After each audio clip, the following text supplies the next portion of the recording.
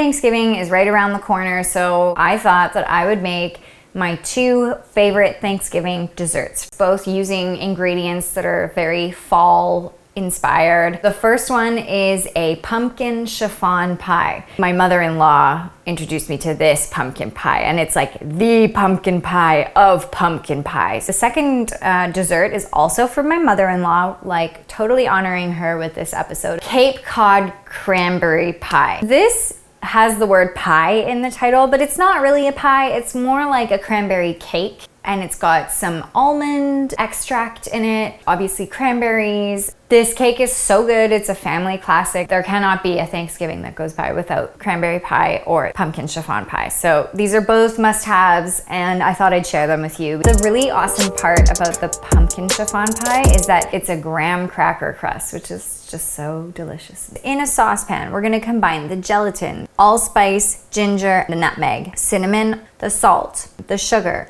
and then stir in the milk, the egg yolks, and the pumpkin puree. And then we're gonna cook that over medium heat until it starts to bubble and thicken. And then we're gonna remove it from the heat and stick it in the fridge and chill it for about 1 hour. Bob's your uncle. That's a good old St. Thomas, Ontario joke, and then Bob's your uncle. And I actually have an Uncle Bob. Now we're gonna turn the 2 egg whites into like a kind of a meringue. Honestly, if you have a stand mixer or an egg beater, just do it with that. Okay, so now we're gonna add in a 1/4 cup of sugar. Now I'm gonna combine the egg whites with sugar into the pumpkin mix. I'm gonna do a folding technique, which is just a really gentle way of combining the 2 mixtures. I think I might actually put everything into this bowl because it's slightly bigger. I have a 1/2 cup of whipped cream here that I'm just gonna fold in as well. Having a toddler in the house and attempting to make 2 cakes in one day is very ambitious. So now I'm making the graham cracker crust. The instructions are on the back of any box of graham cracker crumbs. So it's 1 1/4 cups of graham cracker crumbs and a 1/4 cup melted butter. What's great about this crust is like, look at how easy it is to make. And if you find you don't have enough melted butter, you can add in a little bit of water, like a teaspoon at a time. When I take it, grab it, it's like sticking together like that. That's perfect. That's what you want. And then I'm just gonna like put it at the bottom of the pie dish, and that's your crust all done. Pour it on top of this crust. I'm gonna put this in the fridge for at least an hour, and then I'm gonna eat it. Or like you can decorate it with some whipped cream, serve it with whipped cream. My brother-in-law hates pumpkin pie. He's French. And last year at Thanksgiving, we forced him to have some and he loves it. He's like obsessed with it. So if you have anyone who doesn't like pumpkin pie in your family, give this one a shot. They might like it. It might convert them. You never know! First step is to grease your pie plate, whatever it is that you're using. I'm using this so it's easy to travel with. Take your 2 cups of cranberries that have been rinsed and picked through and just put them at the bottom of the pie dish. That's like way too many cranberries. So I'm just gonna take some away. I was trying to finish the package, so it should be like 2 cups. All done? Luna's just having her lunch. She's so well behaved today.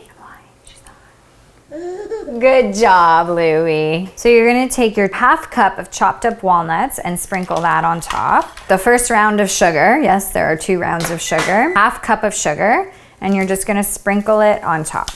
Oh my God, that is so much sugar. Good thing it's a holiday. Look, you made a huge mess. Do you wanna have the last little bit? Yeah, and please don't throw it. So we're gonna mix the sugar, 1 cup of sugar and 3/4 of a cup of melted butter. Mix this first, 2 eggs beaten and the flour. Now a teaspoon of almond extract. Did you have a caca? She didn't have a caca, she's just obsessed with saying caca. There is your pie batter. It's like the world's only pie that's made out of a batter. So I'm just gonna pour this over the cranberry walnut sugar Even this out. Put it in the oven at 375 for 35 to 40 minutes. Bada bing, bada boom. The Cape Cod Cranberry Pie is done. It smells so good. It looks so good. I would serve this with some creme fraiche, or you could do whipped cream, but I highly recommend creme fraiche.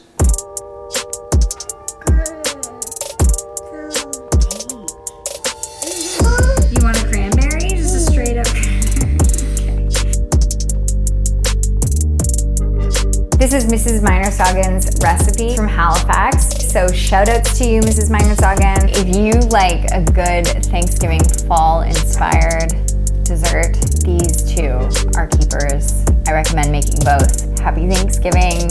I know that Thanksgiving is like a really, really weird holiday. I hope that we can maybe take this time to like think about how us as individuals can make things better for this country and for First Nations.